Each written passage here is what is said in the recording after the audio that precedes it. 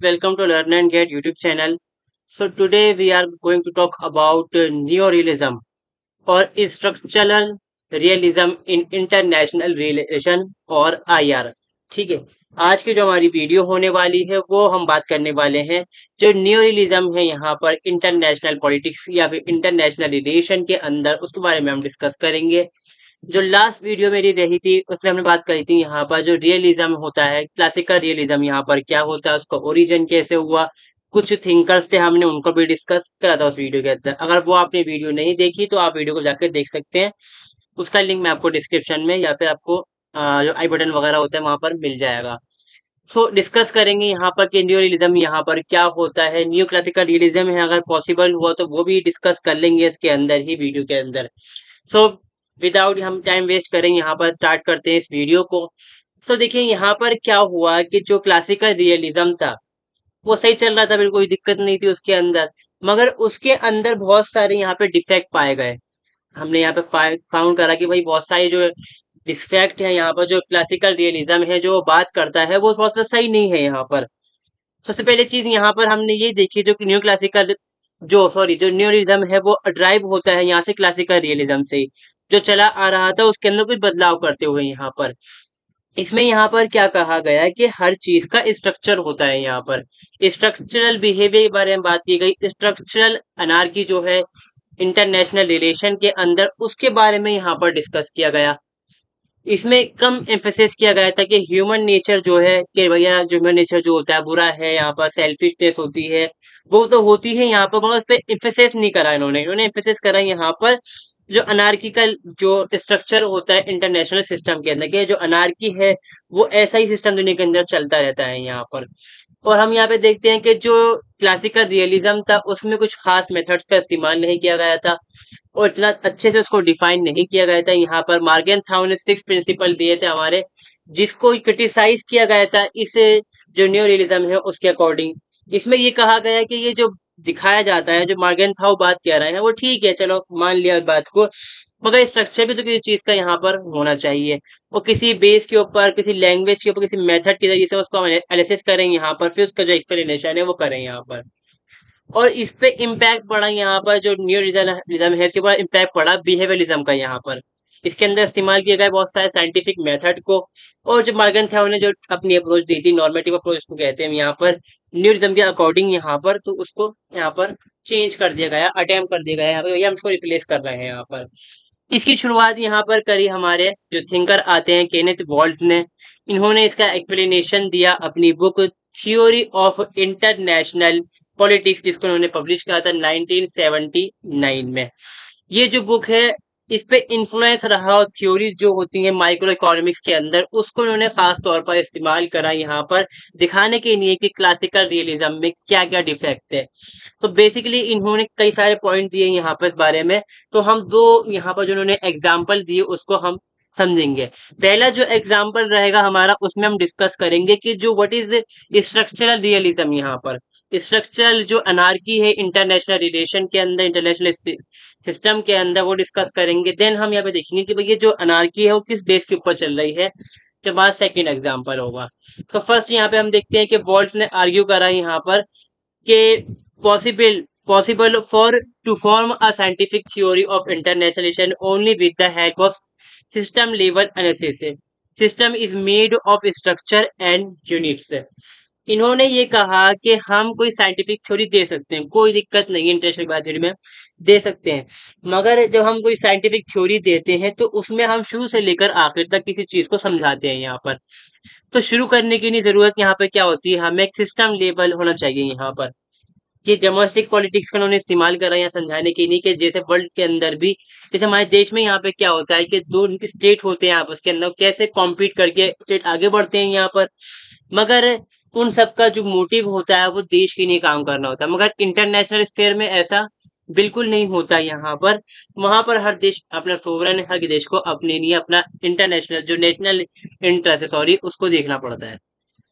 System के बारे में इन्होंने ये कहा कि ये जो गवर्नमेंट स्ट्रक्चर है या इंटरनेशनल जो स्ट्रक्चर है, जो ऑर्गेनाइजेशन है, यहाँ पर ट्रीटीज बहुत सारी की गई है, यहाँ पर यूनिट से यहाँ पर काम कर रही हैं, वो सिस्टम यहाँ पर होता है इनके according. He said that in the domestic politics, a hierarchy among the various units exist. Units are institution and agencies. इन्होंने कहा कि एक हायरार्की स्टैब्लिश होती है कि शुरू से लेकर आखिर तक एक हम देखते हैं कि पैरामेडिक जो पिरामिड होता है उसके हिसाब से हम देखें तो एक हायरार्की स्टैब्लिश होती है। यहाँ सबसे कमजोर जो कम मतलब जो अंडर लोग रहते हैं, फिर उनके ऊपर ये लोग हैं यहाँ पर, फिर यहाँ पर जो भैया देश का जो मुखिया है वो यहाँ पर, या फिर जो सिस्टम सिस्टम जो देश के अंदर पाया जाता है, पार्लियामेंट वगैरह वहां पर होती है। तो ये एग्जिस्ट करते हैं, ये इंस्टीट्यूशन होते हैं कई सारे, हमने कहा से एजेंसीज यहाँ पर अलग अलग काम कर रही हैं। तो इनको हेड करने के लिए दो बनाई गई और इसको हेड करने के लिए यहाँ पर एक बना दी गई। तो ये एक स्ट्रक्चरल सिस्टम यहाँ पर किसी देश के अंदर डोमेस्टिक पॉलिटिक्स के अंदर पाया जाता है। और ऐसा स्ट्रक्चर अगर हम कहें कि दुनिया के अंदर पाया जाता है, तो दुनिया के अंदर इस तरह का स्ट्रक्चर तो फिलहाल नहीं पाया जाता यहाँ पर, मगर एक स्ट्रक्चर यहाँ पर होता है कि अ, हम ये कह सकते हैं कि कुछ इंटरनेशनल जो ऑर्गेनाइजेशन है उसको यहाँ पर स्टैब्लिश किया जाता है, जैसे यूएन है, सिक्योरिटी काउंसिल है यहाँ पर। तो कई सारे देश हैं उनके ऊपर हायरार्की उसकी हो जाती है यहाँ पर, जो इसको काउंसिल जो है उसको स्टडी कर सकती है यहाँ पर और अपनी कुछ फोर्सेस वगैरह भेजती है, कुछ मदद वगैरह जो करना होता है यूएन को, काम वो करते हैं यहाँ पर। मगर वो यहाँ पर अनार्किकल सिस्टम यहाँ पर हो जाता है उसके अंदर, क्योंकि जो इंटरनेशनल स्ट्रक्चर यहाँ पर बनाया, हमने कहा कि भाई हमने एजेंसी बनाई, उसकी कौन मानेगा यहाँ पर? हर देश सोवरन है तो उसकी बात को वो नहीं मानता, हालांकि कहता है कि हायरार्की यहाँ पे स्टैब्लिश होती है यहाँ पर। The function of various political units, institution and actors are broadly specified and defined in domestic politics. Capacity of various units in domestic politics structure keep changing from time to time. इन्होंने ये कहा कि बहुत सारे structure हैं unit से political, हमने देश के अंदर देखा है। यहाँ पर गृह मंत्रालय मान लीजिए, एक रेल मंत्रालय हमारे यहाँ पर होता है, फिर विदेश मंत्रालय होता है। तो अलग अलग यूनिट्स हैं यहाँ पे काम करने के लिए, कोई एजुकेशन की नहीं काम कर रहा है, कोई आर्मी पे काम कर रहा है, कोई पानी पे बिजली पे काम कर रहा है। तो इनमें इनके जो काम होते हैं वो डिफाइन किए गए होते हैं, यहाँ पे डिफाइन होते हैं यहाँ पर, और किसी की अपनी कैपेसिटी होती है, इसके अकॉर्डिंग वो काम करता है और टाइम टू टाइम चेंज होती रहती है यहाँ पर। देन ये कहते हैं कि भाई he argue that unlike domestic politics there no central authority. अब ये अपने मेन पॉइंट पे आते हैं कि दुनिया देश के अंदर ऐसा स्ट्रक्चर तो पाया जाता है, वहाँ दुनिया में ऐसा स्ट्रक्चर नहीं पाया जाता, कोई हायरार्की यहाँ पर नहीं होती यहाँ पर। हर स्ट्रक्चर में इसमें क्या होता है, और हमने कहा कि दुनिया में जितने सारे सोवरेन स्टेट हैं वो सब इक्वल हैं यहाँ पर, और अपने हिसाब से वो काम करना पसंद यहाँ पर करते हैं। Such we can say the international system are decentralize and anarchic. जैसे सेंट्रलाइज सिस्टम देश के अंदर होता है, सिस्टम यहाँ पर नहीं होता, डिसेंट्रलाइज सिस्टम होता है और अनार्की पाई जाती है यहाँ पर। यानी कि एक होड़ सी होती है, लड़ाई झगड़ा सा होता है, कि एक डर होता है, इनसिक्योरिटी होती है, सर्वाइवल चाहिए होता है, बचाव रखना है, अपनी सिक्योरिटी करनी होती है यहाँ पर। ठीक है। डोमेस्टिक पॉलिटिक्स स्ट्रक्चर है governmental institution and officer as their concerned counterparts. International politics is the politics of absence of government. इन्होंने कहा कि डोमेस्टिक पॉलिटिक्स में क्या है यहाँ पर, गवर्नमेंट होती है, ऑफिसर्स होते हैं काम करने के लिए, वो अपने काम को करते हैं यहाँ पर। मगर जो इंटरनेशनल पॉलिटिक्स है या फिर इंटरनेशनल जो सिस्टम है, यहाँ पे कोई वहाँ पे गवर्नमेंट नहीं होती, कुछ इंस्टीट्यूशन होते, बताया मैंने आपको यहाँ पर, मगर ये नहीं कि हर कोई इसी बात को मान ले यहाँ पर। ठीक है। The second term in definition of domestic political structure specify the function perform by the different unit. दूसरी यूनिट में ये कहा कि भाई जो अलग अलग यूनिट होते हैं अलग अलग काम करती है, मगर दुनिया में क्या है कि अलग अलग देश काम तो करते हैं, उनके काम अलग अलग भी होते हैं, मगर काफी हद तक वही जैसे ही होते हैं, क्योंकि हर किसी को अपना अपना नेशनल इंटरेस्ट चाहिए, सिक्योरिटी चाहिए, पावर चाहिए, हेगेमनी स्टैब्लिश करनी है यहाँ पर। Hierarchy establish the relation of superior and subordinate with in a system and highlights there differences. यहाँ पे क्या कहा हमने, जो हायरार्की होती है उसमें किसी को अपना अलग अलग काम मिलता है। ये मैंने कुछ वीडियोस बनाई थी कुछ टाइम पहले, मेरे याद नहीं आ रहा फिलहाल, तो उसके अंदर मैं डिफाइन करा था इस चीज को भी यहाँ पर लेकर कि हायरार्की होती है यहाँ पर, हर देश अपना अपने यूनिट होती है, अपना अपना काम करता है वहां पर। तो ये चीज उन्होंने समझाने की कोशिश करी कि एक स्ट्रक्चर होता है, मगर वर्ल्ड में ऐसा इंटरनेशनल पॉलिटिक्स में, इंटरनेशनल रिलेशन में कोई ऐसा स्ट्रक्चर नहीं पाया जाता है यहाँ पर। स्ट्रक्चर उन्होंने बताया देश के बारे में, मगर ऐसा स्ट्रक्चर दुनिया में नहीं बनाया बताया था, मतलब उन्होंने कंपैरिजन करते हुए दिखाया है इस चीज को। दूसरा इन्होंने यहाँ पे जो एग्जांपल लिया, उन्होंने एक मार्केट की तरह से लिया यहाँ पर। उन्होंने एक मार्केट के और जो इंटरनेशनल रिलेशन एक लाइन खींची और समझाया कि जो इंटरनेशनल मार्केट है जहाँ पैसा कमाते हैं, और जो दूसरा हम देखते हैं कि जो देश होता है पैसा तो कमाना उसको भी है यहाँ, मगर उसकी जरूरत क्या होती है यहाँ पे, अपनी आर्मी को मजबूत करना। तो इन्होंने ये कहा कि दोनों के पास एक सिस्टम होता है, उसके हिसाब से जो ऑर्डर होता है उस तरह से वो काम करते हैं। जैसे हमने कहा अभी देश के अंदर क्या है कि सिस्टम है, वहाँ पे हिसाब से काम होता है यहाँ पर। जैसे उन्होंने कहा कि एक फार्म है, एक कंपनी है यहाँ पर, वो compete करती है मार्केट में अपने इंटरेस्ट के लिए, पैसा कमाने के लिए, और सेल्फ हेल्प का इस्तेमाल करती है, जो इकोनॉमिक पावर होती है उसका इस्तेमाल करती है, सस्ता माल लेती है, बड़ी कम छोटी कंपनी होती है जो खत्म कर डालती है, मतलब खरीद लेती है यहाँ पर। सेम चीज स्टेट भी यहाँ पे करता है, जो देश होते हैं वो भी यही करते हैं कि कॉम्पीट करते हैं इंटरनेशनल स्टेट स्फेयर के अंदर अपने पॉलिटिकल या अपने इंटरेस्ट के लिए यहाँ पर। इससे क्या होता है, कंपटीशन होता है यहाँ पे, अनार्की जो होती है वो क्रिएट हो जाती है, जो कि बेसिक प्रिंसिपल है आपका आईआर का, इंटरनेशनल रिलेशन का, और यही स्ट्रक्चर यहाँ पर है। और कोई, जैसे हमने कहा कि बहुत सारी कंपनीज होती हैं, कोई सेंट्रल अथॉरिटी कंट्रोल करने के लिए नहीं है, कानून बनते हैं, सब कुछ होता है, मगर कोई बात को नहीं मानता। यानी कोई इस कंपनी की जो गवर्नमेंट बनाई, हमने कहा जो इंटरनेशनल जो ऑर्गेनाइजेशन बनाई, वो गवर्नमेंट तो नहीं है, ना कि कोई फोर्स है अपनी काम करने के लिए इस तरह का। तो वही वो कोई गवर्नमेंट यहाँ पर नहीं है, सेंट्रल अथॉरिटी यहाँ पर नहीं है उस तरह की जिसको माना जाए यहाँ पर। इससे यहाँ पे क्या होता है, कंपटीशन होता है, अनार्की होती है, और कॉन्फ्लिक्ट शुरू होता है देशों के बीच में। फिर वही है कि एक देश अपने लिए आर्मी इकट्ठी करता है, पावरफुल बन जाता है, इससे क्या है, जो दूसरा देश है उसके लिए जो बैलेंस पावर जो होती है वो खराब हो जाता है यहाँ पर, और वो उससे इंफीरियर हो जाता है, तो फिर वो भी यही काम करता है, हथियार इकट्ठे करना, और ये कॉन्फ्लिक्ट चलता रहता है, कहीं ना कहीं ये वॉर में बदल जाता है। देन ये कहते हैं कि अनार्की और जो इगोइज्म है देशों के बीच की, मैं बड़ा बन जाऊंगा, ताकतवर बन जाऊंगा, बहुत बड़ा, तो ये इम्पेंड करता है यहाँ पर कि जो कॉपरेशन को रोक डालता है, बाधा क्रिएट कर डालता है इंटरनेशनल रिलेशन के अंदर। तो ये कहते हैं कि भैया कोई डिफरेंट नहीं है इन यूनिट्स के बीच में। जैसे देश के अंदर काम कर रही होती कुछ कंपनीज, या दुनिया में काम कर रही होती कंपनी, कंट्रोल सही से नहीं हो पाता, वैसे ही देश भी ये काम करते हैं, अपनी कैपेसिटी है उसका इस्तेमाल करते हैं यहाँ पर। और ये कहते हैं कि बड़ी कंपनी के पास चार चांस होते हैं, वैसे जो देश के पास चांस होते हैं कि वो सरवाइव कर पाएगा यहाँ पर। और दो यहाँ पे मैंने फैक्टर बताया कि जो यहाँ पर जो अनार्की है और जो कॉपरेशन होने वाला होता है उसको खत्म नहीं होने देता, ये है insecurity and relative gain. Insecurity किस तरह से है कि एक देश में नहीं खतरा बन रहा है, हथियार इकट्ठे कर रहा है, मजबूत हो रहा है मुझसे वो, हमें इनसिक्योरिटी होती है, और फिर हम भी पावर गेन करनी शुरू कर डालते हैं, इससे कॉन्फ्लिक्ट है, अनार्की है, ये शुरू हो जाती है दुनिया भर के अंदर। देन वो कहते हैं कि every state remain concern about the intention of other state leading to insecurity.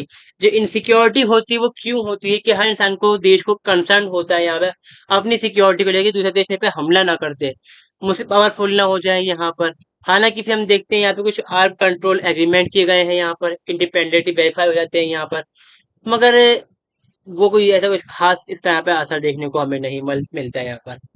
This would limit the possibility of corporation. यहाँ पे क्या होता है, हथियार की जब होड़ होती है यहाँ पर, तो इससे क्या होता है, जो कॉपरेशन होता है वो रुक जाता है यहाँ पर। इसका उन्होंने एग्जाम्पल इस तरह से दिया कि सोवियत संघ जो है, सोवियत जो यूनियन था, यूएसएसआर जो था, और यूएस जो है यहाँ पर, यूनाइटेड स्टेट ऑफ अमेरिका जो है, उनके बीच यहाँ पर क्या रहा कि एक अनारकी रही, पावर ऑफ बैलेंस की नहीं, वो लड़ते रहे काफी टाइम तक।